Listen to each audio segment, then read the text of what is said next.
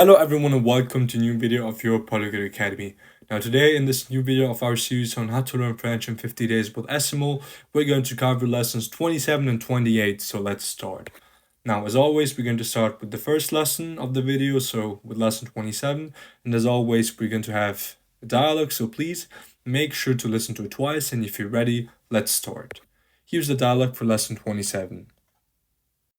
27e leçon. Hôtel complet. Quels hôtels sont situés à proximité de l'aéroport? Mon vol part très tôt le samedi matin et je n'ai pas envie de le rater. Pourquoi ne pas faire une recherche sur Internet? Bonne idée! Je me connecte. Il y a un hôtel 3 étoiles juste à côté du terminal et un autre à 2 kilomètres. Regardons celui qui est le plus près. Il s'appelle l'hôtel des voyageurs. Voici une chambre supérieure. Qu'est-ce que vous en pensez? Je préfère celles au premier étage.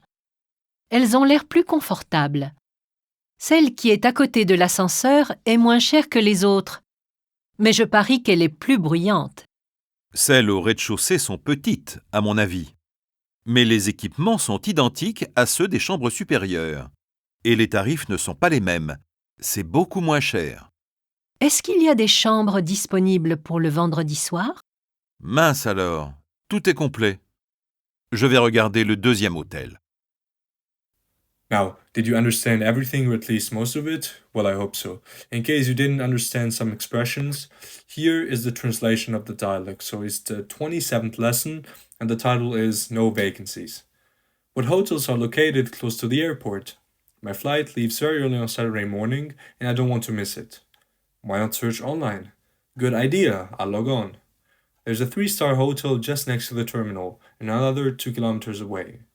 Let's look at the one which is the nearest. It's called the Travelers Hotel. Here's a superior room. What do you think of it? I prefer those on the first floor. They look more comfortable. The one which is next to the lift is less expensive than the others, but I bet that it's noisier. Those on the ground floor are really small in my opinion, but the facilities are identical to those of the superior rooms, and the rates are not the same. It's much less expensive. Are there any rooms available for the Friday night? Drat, everything is full. I'll look at the second hotel. So this was basically the translation of the second dialogue. And now as always, we're going to get into the notes, so some remarks on maybe some new vocabulary or maybe some particularities that you should be aware of. Now, on the first note, please be careful of the verb voler, which means to fly, but at the same time to steal. Therefore, en vol means either a flight or a theft, but hopefully the context will make the meaning clear. Now, on the second remark, in the transitive form, rater means to miss, so either to miss a flight or to miss an opportunity, etc. And here's an example. Ne ratez pas votre avion. Don't miss your plane. It does not, however, have the same emotional connotation of loss or absence as the English verb. For this, we use another verb, manquer, which we will see later on. Now, on the third remark, the pronouns c'est lui, masculine singular, celle, feminine singular, ce, masculine plural, see lesson 23, and celle, feminine plural, are similar to the one or the ones, or those in English, and they basically perform the same function of avoiding the repetition of a noun. Here's an example. Il y a 2 hôtels. Celui près de l'aéroport est cher. There are 2 hotels. The one near the airport is expensive. So basically by saying celui, you don't need to say hôtel a second time. You can simply replace it with celui, thus avoiding the repetition of the noun. Now, on the fourth remark, en avis shares the same root as the English word advice. Now, a credit or debit advice from a bank would be, for example, en avis de débit or crédit. However, the most common meaning is an opinion. Donnez-nous votre avis. Give us your opinion. Now, the word is frequently used also in expressions with the possessive adjectives. So, for example, à mon avis, in my opinion, à son avis, in his or her opinion, etc. And another thing which is very important to notice is that the plural is the same as the singular. Les avis sont partagés, opinions are divided. And now finally, on the last note for today's lesson, as we saw in lesson 15, note 6, some nouns are singular in English, but plural in French, and vice versa. Here's an example. Now, the collective masculine noun l'équipement means equipment, but when used in the plural, les équipements, it has a much broader meaning, similar to facilities or amenities. So you should be aware of this characteristic. I mean, it's not the end of the world if you're not going to remember it, because there are lots of other grammatical topics and vocabulary that are much more important for you to communicate with the locals and also to kind of acquire the language. However, it's also important to notice. Now, if you don't have any questions or whatsoever, then please let's end this lesson with the exercises. So, this is exercise number 1. Exercice 1. Traduisez. Pourquoi ne pas prendre un hôtel à proximité de l'aéroport? Bonne idée. Je vais faire une recherche sur Internet. Qu'est-ce que vous pensez de mon idée? Mon bureau est au rez-de-chaussée, près de l'ascenseur. Est-ce que vous avez 2 chambres disponibles pour le samedi 26? And this is exercise number 2, where you have to fill in the missing words. Now, do you have any questions on some new vocabulary or on the grammatic that was explained? If not, then we can continue with lesson 28. However, if you have any questions or doubts or whatsoever, don't hesitate and just leave a comment or contact me privately.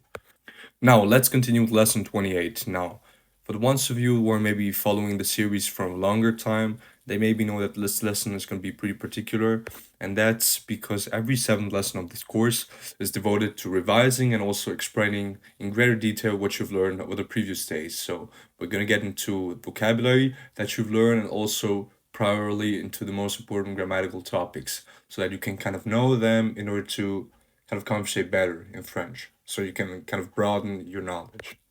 Now, the first topic we're going to cover is the second group of verbs, which ends in ir, and an example would be choisir, which means to choose, and here's the conjugation. Je choisis, I choose, tu choisis, you choose, il, elle choisit, he, she, it chooses, nous choisissons, you choose, vous choisissez, you choose, il, elle choisissent, they choose. Now, you can even see that in order to build a conjugation, it's not going to be that difficult because you simply have to remove ir from the infinitive and then add is, it, ils sont, ils, c'est, is. So that's basically how it goes for every regular verb which ends in ir. Now, how does the negative work? Well, it's pretty straightforward because the negative is formed in the usual way with ne and pas. So you're basically putting ne before the verb and pas after it, as you can see in je ne finis pas and vous ne finissez pas, etc. Now, the second topic we're going to cover are direct object pronouns, and here are they. So you can see them. Me is me, te, you, le, la, him, her, it, nous, us, vous, you, le, them. Now, what are some differences maybe to their English counterparts? Now, the most important one is that these pronouns come before the verb in French, not after it, as you would normally do it in English. And here are 2 examples. Je le veux, which means I want it.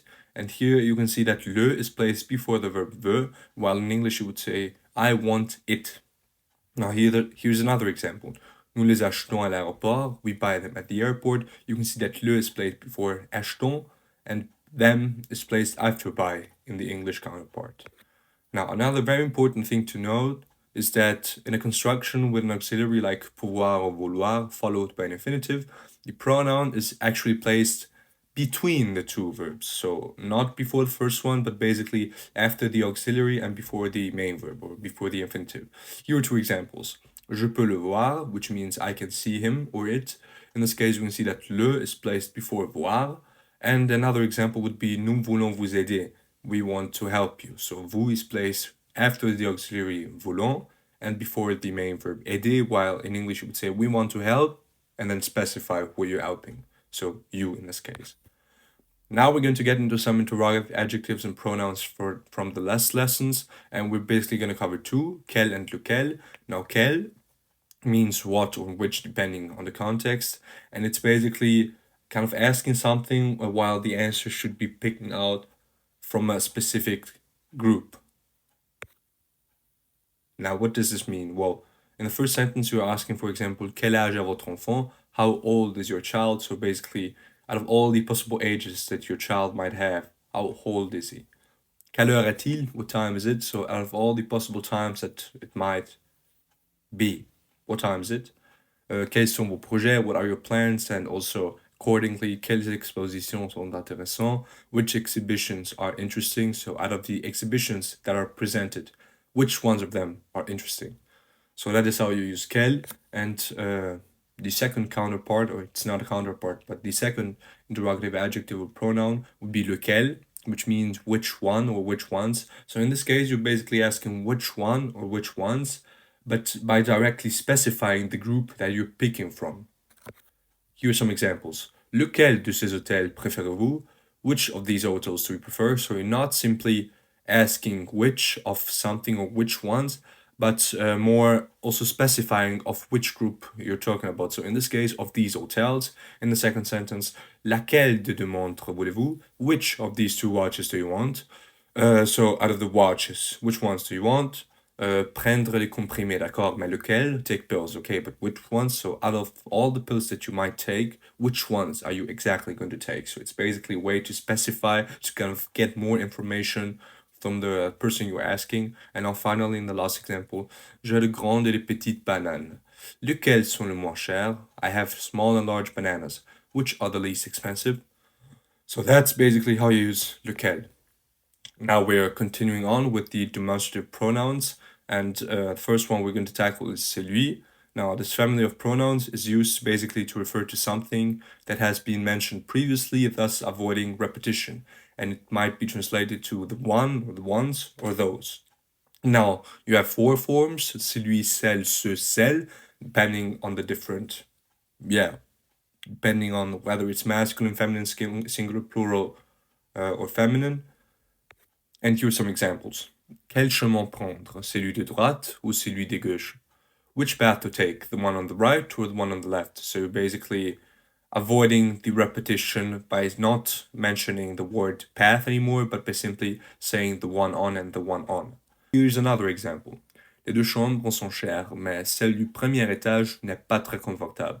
Both rooms are expensive, but the one on the first floor isn't very comfortable. So by saying the one on, you're basically avoiding to repeat the word room. Now we're going to get into another interesting topic, which is avoir instead of to be. Now, in lots of different cases in French, you use the verb to have, so avoir instead of être, to be, which isn't what you would normally do in English. Here are some examples. Avoir faim means to be hungry. In English, you say to be hungry. However, in French, you use avoir as the auxiliary verb to kind of express this feeling. So you have avoir faim, avez-vous faim, are you hungry? Avoir soif, to be thirsty. J'ai très soif, I'm really thirsty. Avoir chaud, to be hot. Avez-vous chaud, are you hot? Avoir froid, to be cold. Il n'a pas froid, he's not cold. Avoir raison, to be right. Vous avez raison, you're right. Avoir tort, to be wrong. Ils ont pas tort, they're not wrong. Avoir peur, to be afraid. Je n'ai pas peur, I'm not afraid. Avoir sommeil, to be sleepy. Elle a sommeil, she's sleepy. Avoir besoin de, to need.